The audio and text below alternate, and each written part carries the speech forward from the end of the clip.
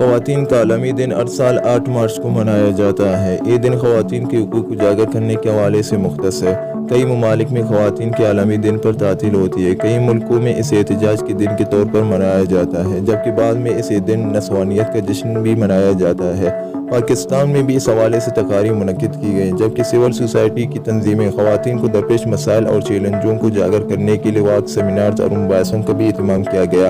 خواتین کے عالمی دن کے موقع پر دنیا کے مختلف ممالک جن میں روس، ویتنام، چین اور بلغاریہ میں خواتین کے عالمی دن پر عام تعطیل ہوتی ہے۔ یہ دن خواتین کی جدوجہد کی علامت ہے۔ آج سے تقریباً 100 سال قبل نیو یارک میں کپڑا بنانے والی ایک فیکٹری میں مسلسل 10 گھنٹے کام کرنے والی خواتین نے اپنے کام کے اوقات کار میں کمی اور اجرت میں اضافہ کے لیے آواز اٹھائی تو ان پر پولیس نے نہ صرف وحشیانہ تشدد کیا بلکہ ان خواتین کو گھوڑوں سے باندھ کر سڑکوں پر گھسیٹا گیا۔ تاہم اس بدترین تشدد کے بعد بھی خواتین نے جبری مشقت کے خلاف تحریک جاری رکھی۔ خواتین کی مسلسل جدوجہد اور لازوال قربانیوں کے نتیجے میں 1910 میں کوپن ہیگن میں خواتین کی پہلی عالمی کانفرنس منعقد ہوئی، جس میں 17 سے زائد ممالک کی 100 کے قریب خواتین نے شرکت کی۔